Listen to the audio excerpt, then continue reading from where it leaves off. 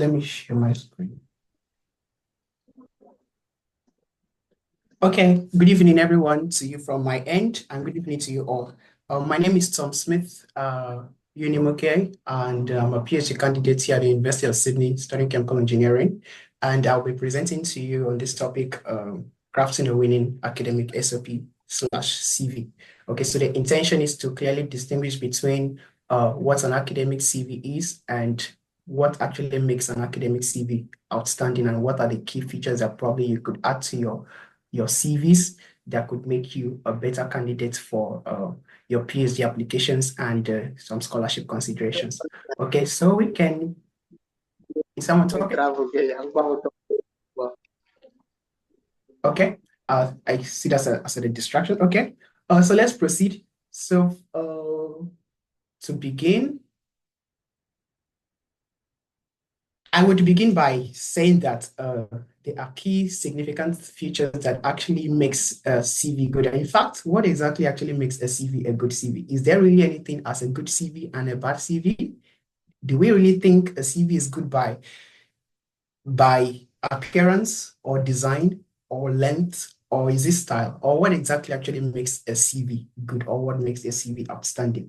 So by simple definition I have put forward here is that a good CV is a comprehensive document that includes all the relevant information about your experience, skills, and qualifications that you've done, where you have done them, and when you have done them, and your achievements, your roles, your responsibilities, what you have undertaken, and your skills and examples of where you have applied them. So if a CV has a criteria, like for instance, this CV is to convey certain information to an audience and it's able to do exactly what it was meant to do, then it's a good CV. But a CV that is not a good CV is a CV that fails to address the key features that is expected to, meaning that if I look at your CV, I should know who you are, I should know what you have done, I should know what skills you possess, and if you are a good candidate for me or not as a recruiter, because the recruitment process is spending less than 3 to 5 minutes on your CV. And then they want to quickly get as much information about you as possible in just 3 minutes. They don't have the time to read your CV in detail. So it becomes important how you structure your CV. It becomes important what are the key things that you address in your CV. It becomes important if your CV is void of distraction or it's not void of distraction. So for instance, let's look at what a CV should look like. A CV should be simple. Simplicity is the key thing to winning any CV. We don't want ambiguous colors. A CV that is winning is a CV that is very, like, you don't want your audience to focus on the design of your CV. So instead of putting complex design on the CV, make it simple, plain black and white. Bold the headings that are needed to be bold, and then the ones that are to be italicized, like what do you want to emphasize on? If you want to emphasize on your CGPA or probably your skill that is very valuable to that particular field, then that's the one that you should bold. That is what you should be italicized. You should italicize what you want your focus to be. What you want them to know about you are the things that you should highlight or bold on your CV. So if you don't want them to know some certain thing, just leave it. But then the design should be simple, and the purpose is, what is this purpose of this CV? Is it for a job application? Is it for a scholarship application? Or is it for a general admissions? They are all differences. If it's for a scholarship application, what is the scholarship looking for? You must know your audience. You must know what these people are looking for. And if I have it, and if I don't have it, how can I position myself to make them know that I have what they're looking for? Your CV must be tailored to a specific application, to a specific purpose, and to a specific audience. So if you are applying for a job application, it's totally a different thing. You must know what the job are looking for, and then you give them what they are looking for on your CV. And that must be simple, as straightforward as possible, such that they are able to see that in 3 minutes or 2 minutes, as the case may be. And appropriateness, that is the same thing. It must be appropriate with the purpose for which it is meant to. So you can't have a general CV for every single thing. For instance, you have one CV and you use that same CV for apply for a job. You use the same CV to apply for admission. You use the same CV to apply for a scholarship. It's not going to work, because every single organization, every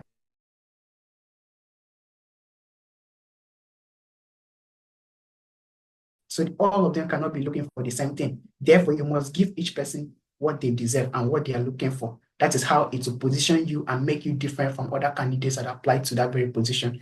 Okay. So I would say the length of a CV does not necessarily matter. The length of a CV is dependent on how much of experience you have. If you are an undergraduate student who just graduated and you are applying into a PhD or a master's program, normally we don't expect you to have, numerous experiences or numerous things. Therefore, a 2-page CV is absolutely fine. 1.5 page is absolutely fine. But if you have left school for a long time and you are working probably and you have more robust experience, there is no problem if your CV is 6 pages. There is no problem if your CV is 4 pages because you have more things to share. Therefore, the length of your CV does not necessarily matter. But then what matters is it must be clearly segmented into different sections and then appropriately and straightforward as possible. Okay, then the style, of course, it doesn't matter. I have emphasized on this. Simplicity is the key thing to winning. Make it as simple as possible. So the structure of an academic CV differs from a CV that you apply to a job. If you're applying to a job, it's different. If you're applying to a company, it's different. But if you are applying to an academic position or you're applying for, in this case, graduate school, it is an academic CV that is expected of you. And what are the key features of an academic CV? First of all, we want to see your education or your personal details. Personal details, purely your name, your address. And if you have a public record like OSID or Google Scholar or what's public profile like LinkedIn that can help them know more about you, you include it. That's it. We don't need your village address, your marital status, your local government of origin, your whatever state of origin. They are not important for graduate school. We don't care about that. Go straight to the point. Tell us your name and your public record and your mobile contacts or your email address. Those are the key things that should be on the head of your CVs. As simple as that, that's all. After that, the next thing we want to see is your education. What have you done? Mostly for master's or for bachelor's degree, you should tell us your key modules that are closely aligned to what are you applying for. For instance, I'm applying for a master's program in process control, and I have had my bachelor's degree in chemical engineering. So if I have to apply for a master's in process control, what are the key courses that I took during my undergraduate that are closely related to process control? You must include those ones, right? And then what grade did I graduate with from bachelor's degree? You can include your CV you can include your CGPA in terms of percentage or in terms of the grade points, it's fine. Then for PhD applicants, it's very important for you to include what your dissertation thesis was, or what is the topic that you have worked on, what research did you do? So in addition to say you have a bachelor's degree in process control from University of Calabar, you graduated with a second class upper, the year of graduation is 2022, and the CGPA is 4.01. Then your topic of research, what did you do? You must include the topic of research in that section. And if there are any significant achievement that you achieve, like for instance, if you're the best graduating student, if you receive any award, if you do that, it's okay for you to include that in that section. Structure that as a section. If you don't want to take it to a different section called awards, if you mind, you can also have a different section where you call honors and awards, and you can include whatever award that you were given within that degree. Otherwise, it's fine. Then your interests or your work experiences. In this case, if you're applying for a PhD or you're applying for maybe a scholarship that requires you to write an essay where you have to talk about something about your research interest, it's fine. You can just highlight the research areas that you are interested in. For instance, I'm interested in catalysis, I'm interested in computational analysis, I'm interested in force fields, or I'm interested in whatever. Just highlight them. It's okay. Not so much, but one line also, it's fine. The next section is experiences. Experiences, you can segment your experiences into different sections. You segment your experience into research experience, into work experience in terms of maybe professional work or non-professional work experiences, your internship experiences, your project experiences, your laboratory experiences. Yeah, all of these are experiences that you can actually highlight. For instance, research experience, what research have you done? Work experience, where have you worked? What did you do? what was your responsibility? Are there any significant achievements from your work that you can include in your CV that will make you outstanding or that will make people know that you are valuable? These are the information that you should include in such section. Internship experience. Have you had any internships? Did you do an internship somewhere and did you learn something? Which equipment did you learn? How did you do it? What your contributions was? Clearly highlight them in simple words where, because just 3 minutes is enough to go through your CV. So they're not going to have the details to read everything. So therefore, you must be as concise as possible. Just a single line of expression of what you did is enough. Okay. Then project experience for undergraduate students is very important. What projects did you do? And what did you do? What your achievement was? Did you learn anything substantial from your project? We must learn to include these sections. Okay, you did the research. Most of you, your project or your undergraduate project is the only research experience that you even have. Okay, so you can highlight key things that you learned during your project in terms of maybe it's presentation, maybe it's an analysis that you learned, maybe it's an instrument that you had used, or maybe it's something. It's good to include it and then highlight the key achievements or what you actually learned from such. And then you have laboratory experiences. If you have had any lab experiences, it is important because we want to see that, okay, at least you know how to measure pH, at least you know how to use some equipment. So even if you don't have any experience at all, it's okay, but it's good for you to include them, okay? And then your honors and award. If you choose to include your awards under your education, it's fine. You can ignore this section. If you choose not to, you can have it as a separate section and then you mention what awards you were given or where have you been honored or any. It mustn't be academic. You could be honored as a president of the departmental president. You could be honored as a university student union government's president, all of those social or whatever awards that you had given, even if they are not directly related to academics, it's important for you to include them because it shows that you are responsible. It shows that you have done something substantial for community development. Okay, then your skills. Here also, there are various skills that you can include. And this is where most of the people that I review CV for, I see people get it wrong. They just mention skills. They go and mention Microsoft Word, MS PowerPoint, and Microsoft this, and then that's all. That is not just all your skills. Those ones you can classify them as your IT skills, right? You can classify your skills into research skills, non-research skills, IT skills, interpersonal skills, organizational skills, leadership skills, teamwork. These are all skills. They are important to completing a graduate program because you are required to do, most of these things are needed in you for you to successfully finish graduate school. So they are skills that if you add to your CV, they can actually make you outstanding. If you have any conferences you have attended, list them.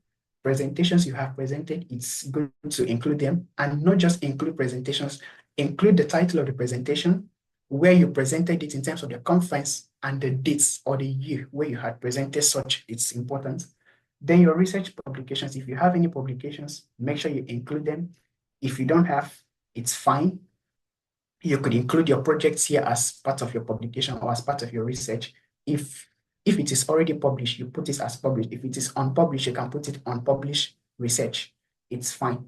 Voluntary community development. Yes, it's very important. If you have done something in your community, in your church, in your any organization, it's also important to include it, but very briefly, okay?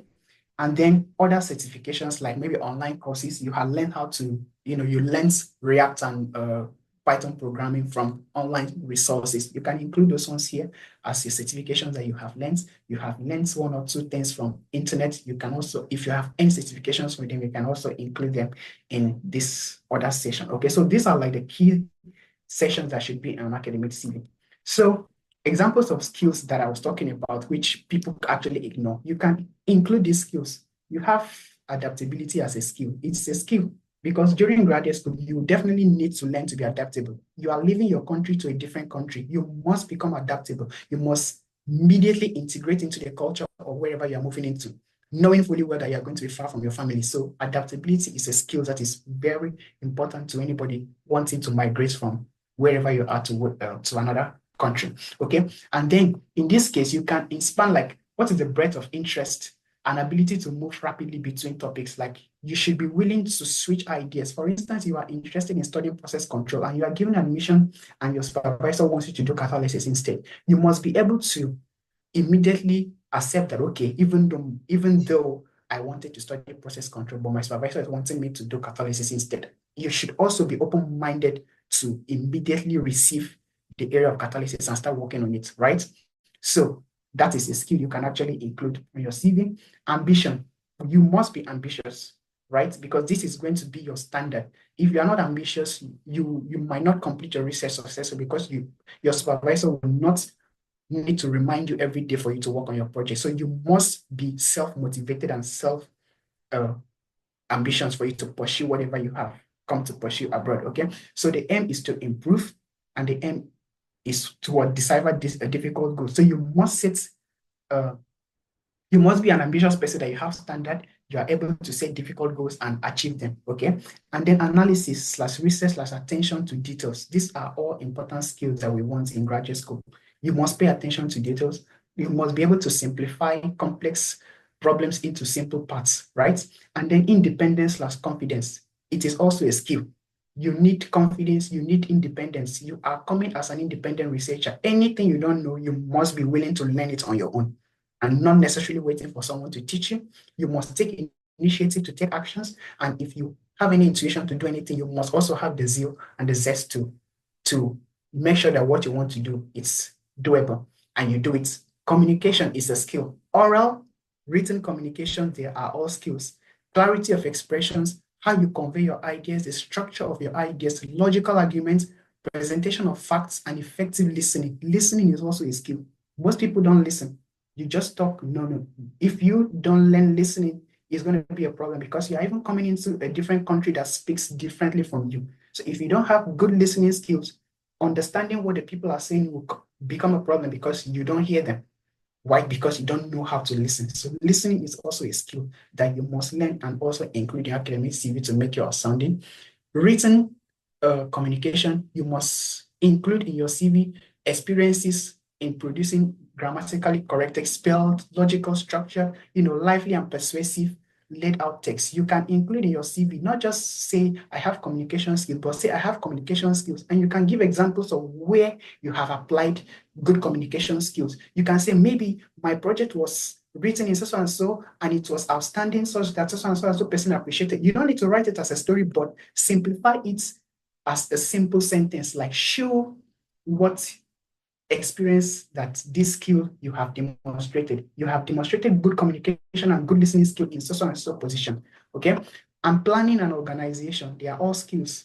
Work out the task according to plan and meet deadline. It is, you can also give a simple example like, okay, planning and organization, semicolon, I had successfully completed a task based on so and so project that was given to so and so lecturer during my so and so undergraduate. Put it in simple sentences and add to it. Problem solving. You can give examples of where you had solved a problem. Creativity and innovations, these are all things that we want in graduate school.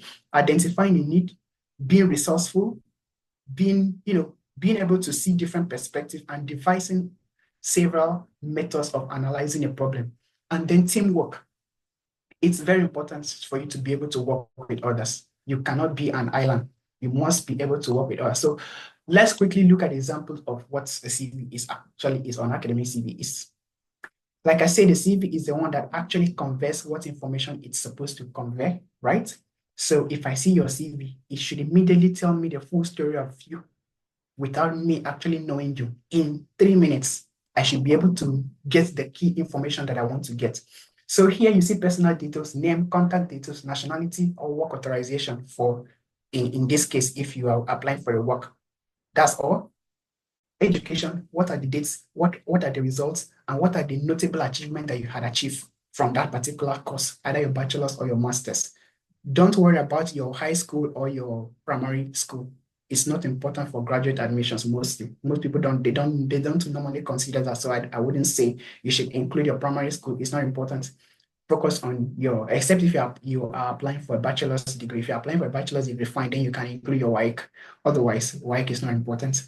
Your BSc or your master's if you have them. And then in this case, You can put simple tasks like which analysis did you do, your research, written communication, creativity, problem solving. These are all the simple things that you can include under your education that as part of the things that you had include. Your work experience, where have you worked? If you have worked substantially, you can include them and try to separate them. Like I've said, you can have work experience based on research internship, based on research experience, or based on internship experience, or based on laboratory experience, or based on, one or two of the experiences that you have had. Those are all jobs that you have done, and it's good to include them. But then give a brief description of the role. What did you do in that particular job? Specific achievement, what did you achieve in that particular role? And then you can tag simple, awareness, like, okay, commercial awareness, customer service, what, simple things that you did in that job, or what your key responsibilities was, and how you were able to make the company you work for value you even better. Okay, then leadership positions or responsibilities, fine, you can include them, include the organization and the roles. And then the skills, like I said earlier on, you can segment your skills into different skills: IT skills, interpersonal skills, social skills, blah, blah, blah, depending on who you are submitting the CV to. If you're submitting a CV to a graduate school that wants you to see this, because some scholarship, like I said earlier on, scholarship will even award you scholarship based on your extracurricular activities, right? So there are scholarships that need people who have done something in leadership. Include the skills that you gain from your leadership experiences, and it will position you better, okay? And extracurricular activities, again, like here, you can highlight your strengths for the application, even through extracurricular activity. Like, for instance, you play football very well, and you were the one that scored most of the goals that led to your university club or your whatever club won a certain prestigious cup. That is an achievement that you have done. It is okay to include it on your academic CV and make sure you highlight that, okay, this is your contribution to this as an extracurricular activity. There is nothing as hobby. Don't use hobby. Instead of using hobby, use extracurricular activity and not hobby. Hobbies doesn't make any sense. Okay? And then evidences of success. That is what they want to see. So example on the left here, you can see this is someone's CV, just full name and the person's LinkedIn address and the person's email and GitHub. Simple. The mobile contact on the left and the Gmail account on the left. That's it. Education, the listed and then highlighted. CGPAs, everything just highlighted. Simple. This is a bachelor's and a master's degree holder's CV. And then the person went straight to summarize the skills. We have language skills, framework skills, tools, platforms, soft skills, right? Under languages, Python, SQL, frameworks, Pandas, NumPy, tools, Power BI, Excel, PowerPoint, and Tableau. Then platforms, PyCharm, Jupyter Notebook, etc. And then soft skill, reporting, strong networking management. So this is a good CV, right? Then the person moves to work experiences, and you highlight, like I said, where you work, from when to when, and then what were your key responsibilities and key achievements. And you see here, just in a single line, and the person said, I streamline data collection and reporting procedures, reducing processing time by 20%, enhance 20%, thereby enhancing efficiency, right? So you see that in just one line, the person state what they did and then what the achievements was. That is okay. Just a single line is enough for you to state what you have done and what you actually achieve. Then the person moved to projects, right? So the project, the person said, okay, I have achieved 96% accuracy rate in forecasting students. So you see that he is including both achievements and role, what the person did and what the person achieved. It's included in just single lines. So once anyone sees this, the person goes, okay, fine, this is good. So this is really concise and then straightforward. No need for so many writings. And then certifications. You see the different certifications the person has and the dates. So this is a good CV for any start, okay? And then this is also another example here where a student from this school has to put internship experiences. And then you see the person puts the internship where the person did the internship and then what exactly the person learned from the internship. You see, so you see, I cultivated human-induced pluripotent stem cells. In this case, I concluded the mitochondrial oxidation damage in CNS. So you state what exactly you did during your internship. Most people go to do IT, but you don't pay attention to what you actually did there. It's important for you to include what exactly you did during your ITs or during your internships in your CVs, because it's one way of telling them that, okay, you have some sort of experience. And then we move to laboratory or translational, laboratory experiences. The person mentions the lab that the person had done some research on, and then what research that the person did within such lab. And then he moved further here to segment project experience. And then he mentioned which university the person has done a project, and then what exactly they did and what they found. And we come down here, you see education. So your CV could take different format depending on the wealth of your experiences, right? Like I said, some people's CV could be 1 page, some people could be 3 pages. It all depends on how much of experience and how much of information you are able to see. And then the most important thing is, what do you want the graduate school to know about you? Those are the key information you should include on your CV. Anything you don't want them to know, you don't need to include it. But the ones you want them to know, make sure you scream it out and make sure you emphasize it. Okay, so you see the person is bolding the key things that needs to be bolded here. And the same thing on the left side, even leadership experiences. You see that they included these voluntary experiences. So the person has volunteered in some so and so, the person has did so and so and so, you include this, and then conferences attended, publications, so and so. So this is what actually makes a good academic CV. Men looking at this thing in 3 minutes, I can get a lot of information about these applicants. I don't necessarily need to, read everything, but then I can immediately scan through this CV and get as much information as you need. So this is how a good academic CV should be. It should be detailed, but then very concise and very focused, straight to the point of what you did, where you did it, and what you achieved. That will sell you any day, anytime. Okay. So I think with this, you can say, now I included this example because I see that some people want to write a profile. I have reviewed so many CVs for people, and I see they write this thing called profile. And what information that they present on that profile is not really what should be. So that's why I brought these 2 examples. On the left here, you see this person says profile. But in the profile, you see the person says expertise in biochemistry and molecular biology. Over 4 years of experience in RNA, from 30 to 40, 560 nucleotide synthesis, and then strongly experienced in protein. But most of the times, what people do is they say profile, and then they're going to start writing one long sentence of, I am so and so person, I am motivated to do and so and so, I am this. In an academic CV, that is not. If you are writing a resume, you can do that. But if you are writing an academic CV, if you want to be a profile, this is what it should be. Go straight to tell us what your experience is and probably what you are interested in doing. Okay, very brief. So a short profile should look like this and not necessarily a long sentence, because trust me, nobody is going to read that sentence. But if you structure it into bullet points like this, it's very easy for any recruiter to immediately see what information you want to provide on your profile. Or otherwise, I would say delete it. It's not necessarily important. But if you must include it, make it concise and make it straightforward. And on the right, the same thing, this person profile, 7 years of experience working on interdisciplinary research team and independent projects with expertise in community-based research, PhD in geography with a focus on interdisciplinary, blah, blah, blah. You see, so they just make sure everything is simple so that we don't need to read much. We just need to read 1 or 2 points and then that's it. Because trust me, every year, thousands of applicants submit applications, and there is only limited time for the reviewers to actually review your CV. So they don't want to spend more time on it. So be as concise as possible and then go straight to the point, okay?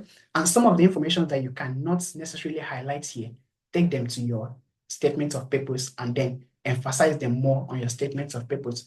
So I think with this, we are able to know what exactly a good CV is. And if we see one, we should be able to distinguish which is good and which is not good. So I have just 30 minutes. That's why I'm rushing, because I don't know if I'm going to finish everything or not. So let's move forward to what exactly makes a statement of purpose good. We have finished with what an academic CV should look like and what it should be. And if there are any questions, you can feel free to write them down and send them later on, okay? But let's proceed to what an SOP is.